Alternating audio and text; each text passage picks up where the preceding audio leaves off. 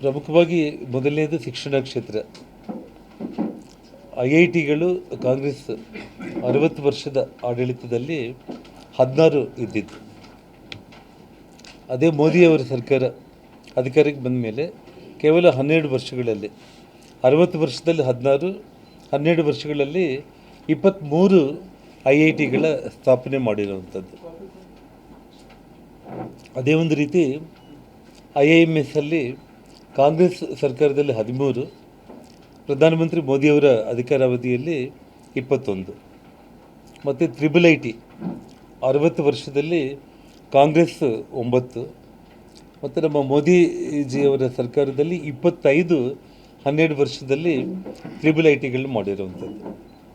ಮತ್ತು ಕೇಂದ್ರ ವಿಶ್ವವಿದ್ಯಾಲಯಗಳ ವಿಚಾರ ಬಂದರೆ 60 ವರ್ಷದ ಕಾಂಗ್ರೆಸ್ ಸರ್ಕಾರ 39 ಕೇಂದ್ರ ಸರ್ಕಾರದ ವ್ಯಾಪ್ತಿ ಒಳಗಡೆ ಬರುವಂಥ ವಿಶ್ವವಿದ್ಯಾಲಯಗಳನ್ನ ಮಾಡಿದರೆ, ನಮ್ಮ ಪ್ರಧಾನಮಂತ್ರಿಗಳಾದ ಮೋದಿಜಿಯವರ ನೇತೃತ್ವದಲ್ಲಿ ಕೇವಲ 12 ವರ್ಷದಲ್ಲಿ 54 ಕೇಂದ್ರ ವಿಶ್ವವಿದ್ಯಾಲಯಗಳನ್ನ ಸ್ಥಾಪನೆ ಮಾಡಿರುವಂಥದ್ದು. ಅದೇ ಒಂದು ರೀತಿಯಲ್ಲಿ ಆರೋಗ್ಯ ಕ್ಷೇತ್ರ, ಆಲ್ ಇಂಡಿಯಾ ಮೆಡಿಕಲ್ ಸೈನ್ಸಸ್ಸು 60 ವರ್ಷದ ಕಾಂಗ್ರೆಸ್ ಆಡಳಿತದಲ್ಲಿ ಕೇವಲ 7 ಇದ್ದರೆ, ನಮ್ಮ ಮೋದಿಜಿಯವರ ನೇತೃತ್ವದ ಸರ್ಕಾರದಲ್ಲಿ ಕೇವಲ 12 ವರ್ಷದಲ್ಲಿ 23 ಆಲ್ ಇಂಡಿಯಾ ಮೆಡಿಕಲ್ ಸೈನ್ಸಸ್ಸು ದೇಶವ್ಯಾಪ್ತಿ ಮಾಡಿರೋವಂಥದ್ದು. ತಿಳಿದಿರೋ ಹಾಗೆ MBBS ಸೀಟ್ಗಳು 51,000 60 ವರ್ಷಗಳಲ್ಲಿ ಅವರು ಕೊಟ್ಟಿದ್ದರೆ, ಕಾಂಗ್ರೆಸ್ ಅವರು ಮೋದಿಜಿಯವರ ನೇತೃತ್ವದಲ್ಲಿ 1,18,000 ಮೆಡಿಕಲ್ ಸೀಟ್ಗಳನ್ನ ಕೊಟ್ಟಿರುವಂಥದ್ದು. PG ಸೀಟ್ಗಳು 31,000 ಕಾಂಗ್ರೆಸ್ ಸರ್ಕಾರದ 60 ವರ್ಷ ಆದರೆ, 12 ವರ್ಷದ ಮೋದಿಜಿಯವರ ಸರ್ಕಾರದಲ್ಲಿ 74,000 PG ಸೀಟ್ಗಳನ್ನು ಕೊಟ್ಟಿರುವಂಥ ವಿಷಯ.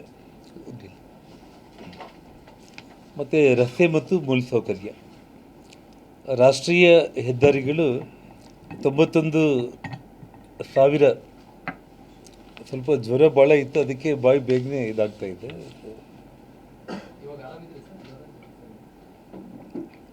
ಸ್ವಲ್ಪ ಟ್ಯಾಬ್ಲೆಟಲ್ಲಿ ಇದೆ.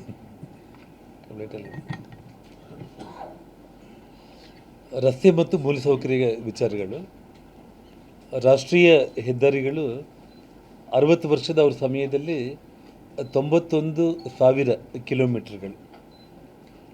ಸನ್ಮಾನ್ಯ ನರೇಂದ್ರ ಮೋದಿಜಿಯವರ ಆಡಳಿತ 12 ವರ್ಷದಲ್ಲಿ 1.5 ಲಕ್ಷ ಕಿಲೋಮೀಟರ್ಗಳನ್ನು ಅಭಿವೃದ್ಧಿ ಮಾಡಿರುವಂಥದ್ದು. ಮತ್ತು ನಿಮಗೆ ಮೆಟ್ರೋ ವಿಷಯದಲ್ಲಿ 248 ಕಿಲೋಮೀಟ್ರ್ ಅವರು 60 ವರ್ಷದಲ್ಲಿ ಮಾಡಿದರೆ, 1000 ಕಿಲೋಮೀಟರ್ಸನ್ನು ಕೇವಲ 12 ವರ್ಷದಲ್ಲಿ ಮೋದಿಜಿಯವರು ಮಾಡಿರುವಂಥದ್ದು. ಇನ್ನು ವಿಮಾನ ನಿಲ್ದಾಣಗಳ ವಿಚಾರ ತಗೊಂಡ್ರೆ 12 ವರ್ಷ ಮೋದಿಜಿಯವರು 160 ವಿಮಾನಾಶ್ರಯಗಳನ್ನ ಕಟ್ಟಿರೋದು. 60 ವರ್ಷಗಳ ಅವರ ಕಾಲಾವಧಿಯಲ್ಲಿ ಕಾಂಗ್ರೆಸ್ ಪಕ್ಷದವರು ಕೇವಲ 74 ವಿಮಾನಾಶ್ರಯಗಳು ನಿರ್ಮಾಣ ಮಾಡಿರುವಂಥದ್ದು. ಮತ್ತು ವಂದೇ ಭಾರತ್ ರೈಲು, ಯಾವುದು ರೈಲುಗಳನ್ನು ಇಡೀ ದೇಶದಾದ್ಯಂತ ಇಂಟ್ರೊಡ್ಯೂಸ್ ಮಾಡಿರುವಂಥದ್ದು. ಮತ್ತು ವಿದ್ಯುತ್ ಮತ್ತು ಇಂಧನ ಕ್ಷೇತ್ರಗಳಲ್ಲಿ 18,000 ಗ್ರಾಮಗಳಿಗೆ ವಿದ್ಯುತ್ ಸಂಪರ್ಕ ಸನ್ಮಾನ್ಯ ಮೋದಿಜಿಯವರು ಕೊಟ್ಟಿರೋವಂಥದ್ದು. ಜೊತೆಗೆ ಈ ಸೌರಶಕ್ತಿ ವಿಷಯದಲ್ಲಿ ನಿಮಗೆ 2.6 ಒಂದು ಕಾಂಗ್ರೆಸ್ ಸರ್ಕಾರದಲ್ಲಿದ್ದರೆ, 100+ GW ಅನ್ನೋದು ಮೋದಿ ಸರ್ಕಾರದಲ್ಲಿ ಆಗಿರುವಂಥ ಒಂದು ಅಚೀವ್ಮೆಂಟು. ಇನ್ನು ಬಡವರ ಕಲ್ಯಾಣ ವಿಚಾರ ನಾವು ತಗೊಂಡ್ರೆ, ಈ ನಾವೇನು ಜನ್ಧನ್ ಖಾತೆಗಳು ಅಂದರೆ ಒಬ್ಬ ಬಡವನಿಗೆ, ಒಬ್ಬ ರೈತನಿಗೆ ಬ್ಯಾಂಕ್ ಖಾತೆಯನ್ನು ಓಪನ್ ಮಾಡಿ ಅದರ ಸದುಪಯೋಗ, ಸರ್ಕಾರದ ಯೋಜನೆಗಳನ್ನು ಹೇಗೆ ಸದುಪಯೋಗ ಮಾಡ್ಕೋಬೇಕು ಅನ್ನುವಂಥ ಒಂದು ತಿಳುವಳಿಕೆ ಕೂಡ ಇಲ್ಲದೇ ಇರುವಂಥ ಸಂದರ್ಭದಲ್ಲಿ ಅವರು ಈ ದೇಶದ ಪ್ರಧಾನಮಂತ್ರಿ ಆದ ತಕ್ಷಣ ಜನ್ಧನ್ ಯೋಜನೆ ಇಂಟ್ರೊಡ್ಯೂಸ್ ಮಾಡೋದ್ರ ಮೂಲಕ 55 ಕೋಟಿ ಖಾತೆಗಳನ್ನು ಇವತ್ತು ಇಂಟ್ರೊಡ್ಯೂಸ್ ಆದರೆ, ಇವತ್ತು ಅದನ್ನು ಎಲ್ಲರೂ ಕೂಡ ಬ್ಯಾಂಕ್ ಖಾತೆಗಳನ್ನ ಓಪನ್ ಮಾಡಿರುವಂಥ ಒಂದು ವಿಚಾರ. ಉಜ್ವಲ ಯೋಜನೆ ಬಗ್ಗೆ ತಮಗೆಲ್ಲ ಗೊತ್ತಿರುವಂಥ ಒಂದು ವಿಷಯ. ಸುಮಾರು 10 ಕೋಟಿ ಉಜ್ವಲ ಕನೆಕ್ಷನ್ಸನ್ನು ಇವತ್ತು ಕೊಟ್ಟಿರುವಂಥದ್ದು. ಅಂದರೆ ಯಾವುದೇ ತಾಯಿ ಇವತ್ತೇನು ಹೊಗೆ ಇದಕ್ಕೆ ತನ್ನ ಆರೋಗ್ಯ ಹದಗೆಡಬಾರ್ದು, ಅವ್ರು ಕೂಡ ಗ್ಯಾಸ್ ಮೂಲಕನೇ ಅವರ ಆರೋಗ್ಯ ಸುರಕ್ಷಿತವಾಗಿರಬೇಕು ಅನ್ನೋಂಥ ಒಂದು ಉಜ್ವಲ ಯೋಜನೆ ಏನಿತ್ತು, ಅದರಲ್ಲಿ ಸುಮಾರು 10 ಕೋಟಿ ಸಂಪರ್ಕಗಳನ್ನು ಕೊಟ್ಟಿರುವಂಥದ್ದು.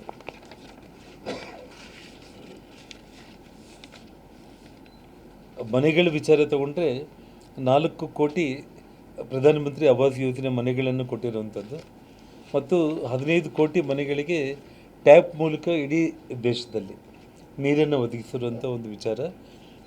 4 ಕೋಟಿ ಮನೆಗಳಲ್ಲಿ ಕೊಪ್ಪಳ ಜಿಲ್ಲೆಗೆ ಸುಮಾರು 8,000 ಚಿಲ್ಲರೆ ಮನೆಗಳು ಪ್ರಧಾನಮಂತ್ರಿ ಆವಾಸ್ ಯೋಜನೆಗಳು ಬಂದಿರುವಂಥದ್ದು. ಹೀಗೆ ಆರ್ಥಿಕತೆ ವಿಷಯ ನಾವು ತಗೊಂಡ್ರೆ ವಿಶ್ವದಲ್ಲಿ ನಾವಿದ್ದಿದ್ದು 10ನೇ ಸ್ಥಾನದಲ್ಲಿ ಇದ್ದಿದ್ದು. ಸನ್ಮಾನ್ಯ ನರೇಂದ್ರ ಮೋದಿಜಿಯವರು ಈ ದೇಶದ ಪ್ರಧಾನಮಂತ್ರಿ ಆಗುವ ಸಂದರ್ಭದಲ್ಲಿ 2014 ಮನಮೋಹನ್ ಸಿಂಗ್ ಸರ್ಕಾರ ಎಂಡ್ ಆಗುವಂಥ ಸಿಚುವೇಶನ್ಗೆ 10ನೇ ಸ್ಥಾನದಲ್ಲಿ ಇಡೀ ನಮ್ಮ ದೇಶದ ಪ್ರಪಂಚದಲ್ಲಿ ಆರ್ಥಿಕತೆಯಲ್ಲಿ ನಮ್ಮ ಸ್ಥಾನ ಇದ್ದಿದ್ದು.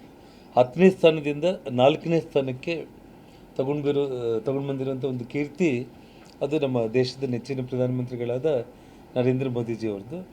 4-3 ಅನ್ನುವಂಥ ಒಂದು ವಿಚಾರ ಇದ್ರೂ ಇನ್ನೊಂದು 10-15 ವರ್ಷಗಳಲ್ಲಿ ಮೊದಲನೇ ಸ್ಥಾನಕ್ಕೆ ಬಂದರೂ ಕೂಡ ನಾವು ಆಶ್ಚರ್ಯಪಡೋ ಇದಿಲ್ಲ.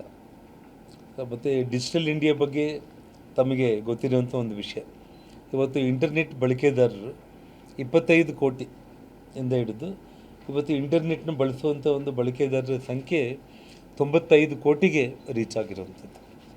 ಅಂದರೆ ಆಲ್ಮೋಸ್ಟ್ ನಮ್ಮ ದೇಶದಲ್ಲಿ 75-80% ಇವತ್ತು ಡಿಜಿಟಲ್ ಇಂಡಿಯಾ ಅನ್ನುವಂಥ ಒಂದು ಮೋದಿಜಿಯವರ ಕರೆಗೆ ಇವತ್ತು ಸಾರ್ಥಕತೆ ಸಿಕ್ಕಿದೆ ಅಂತೇಳಿ ನಾನು ಹೇಳಬೇಕಾಗುತ್ತೆ. ಇಲ್ಲಿ ತಮಗೆ ಸ್ಟಾರ್ಟಪ್ಗಳನ್ನೋಂಥ ಒಂದು ಯೋಜನೆ ಯಾರಿಗೂ ಕೂಡ ಅದು ಈ ಹಿಂದೆ ಯಾವುದೇ ಸರ್ಕಾರಗಳಿಗೂ ಕೂಡ ಕಲ್ಪನೆ ಕೂಡ ಇಲ್ಲದೇ ಇರುವಂಥದ್ದು. ಇವತ್ತು ಸುಮಾರು ನಿಮಗೆ 1,60,000 ಸ್ಟಾರ್ಟಪ್ಗಳು ಇವತ್ತು ಇಡೀ ನಮ್ಮ ದೇಶದಲ್ಲಿ ಪ್ರಾರಂಭ ಆಗಿರುವಂಥದ್ದು. ಮತ್ತು ಮೊಬೈಲ್ಗಳ ಉತ್ಪಾದನೆ ನಾವು ತಗೊಂಡ್ರೆ ಅಟಲ್ ಬಿಹಾರಿ ವಾಜಪೇಯಿ ಅವರು ಇರುವಂಥ ಸಂದರ್ಭದಲ್ಲಿ ಮೊಬೈಲ್ಗಳನ್ನು ನಾವು ನೋಡೋದು ಪ್ರಾರಂಭ ಆಯಿತು. ಆದರೆ ಇವತ್ತು ಮೋದಿಜಿಯವರ ನೇತೃತ್ವದ ಈ ಸರ್ಕಾರದಲ್ಲಿ ಇಡೀ ವಿಶ್ವದಲ್ಲೇ ಮೊಬೈಲ್ ತಯಾರಿಕೆ ವಿಚಾರದಲ್ಲಿ 2ನೇ ಸ್ಥಾನ ಇಡೀ ವಿಶ್ವದಲ್ಲೇ ಭಾರತ ರೀಚ್ ಆಗಿರುವಂಥದ್ದು ನಾವೆಲ್ಲರೂ ಕೂಡ ಹೆಮ್ಮೆ ಪಡುವಂಥ ಒಂದು ವಿಷಯ. ಅದೇ ಒಂದು ರೀತಿಯಲ್ಲಿ ರಾಷ್ಟ್ರೀಯ ಭದ್ರತೆ ವಿಚಾರ ತಮಗೆಲ್ಲರೂ ಕೂಡ ಗೊತ್ತಿರುವಂಥ ರೀತಿಯಲ್ಲಿ ಆಪರೇಷನ್ ಸಿಂಧೂರ್, ಸರ್ಜಿಕಲ್ ಸ್ಟ್ರೈಕ್ ಮತ್ತು ಬಾಲಾಕೋಟ್ ಏರ್ ಸ್ಟ್ರೈಕ್ ಆಗಿರ್ಬೋದು,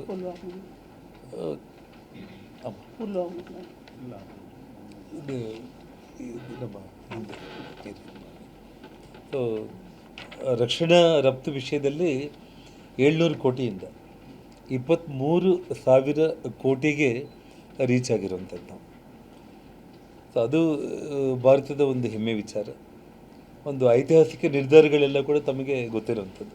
ಅಂದರೆ ಒಂದೇ ದೇಶದಲ್ಲಿ 2 ಕಾನೂನುಗಳು, 2 ಬೇರೆ ಬೇರೆ ರೀತಿಯ ಆಡಳಿತ, ಜಮ್ಮು ಕಾಶ್ಮೀರ ಮತ್ತು ನಮ್ಮ ಭಾರತದ ವ್ಯಾಪ್ತಿ ಒಳಗಡೆ ಬಂದಿರುವಂಥ ಜಮ್ಮು ಕಾಶ್ಮೀರಲ್ಲಿ ಇರುವಂಥ ಜನರಿಗೆ ಒಂದು ಕಾನೂನನ್ನು ಏನು ಶ್ಯಾಮ್ ಪ್ರಸಾದ್ ಮುಖರ್ಜಿಯವರ ಒಂದು ಹೋರಾಟ ಇತ್ತು, ಒಂದೇ ದೇಶ ಒಂದೇ ಕಾನೂನು ಎಲ್ರಿಗೂ ಸಮಾನವಾಗಿರಬೇಕು ಅಂತೇಳಿ ಆ ಕನಸನ್ನು ನನಸು ಮಾಡುವಂಥ ರೀತಿಯಲ್ಲಿ ಆರ್ಟಿಕಲ್ 370 ಜಾರಿಗೆ ತಗೊಂಡು ಬರೋದ್ರ ಮೂಲಕ ಇವತ್ತು ಇಡೀ ಭಾರತದಲ್ಲಿ ಜಮ್ಮು ಕಾಶ್ಮೀರ ಕೂಡ ನಮ್ಮ ಅವಿಭಾಜ್ಯ ಅಂಗ ಅನ್ನುವಂಥ ಒಂದು ಸಂದೇಶ ಕೊಟ್ಟಿರುವಂಥದ್ದು. ಮತ್ತು ಇವತ್ತು ಆ ಭಾಗದಲ್ಲಿ ಇರೋ ಜನರ ಒಂದು ಬೆಳವಣಿಗೆಗೆ ಅದು ಪ್ರವಾಸೋದ್ಯಮ ಆಗಿರ್ಬೋದು, ಇನ್ನೊಂದಾಗಿರ್ಬೋದು, ಮತ್ತು ಅತಿ ಹೆಚ್ಚು ಆ ಜನರ ಪ್ರೀತಿ ಅವರು ಗಳಿಸಿರೋ ಕಾರಣವೇ ಅಲ್ಲಿ ಶಾಸಕರ ಸಂಖ್ಯೆ 25ಕ್ಕೂ ಹೆಚ್ಚು ಅಲ್ಲಿ ಗೆಲ್ಲುವಂಥ ಒಂದು ಸ್ಥಿತಿ ನಿರ್ಮಾಣ ಆಗಿರುವಂಥದ್ದು.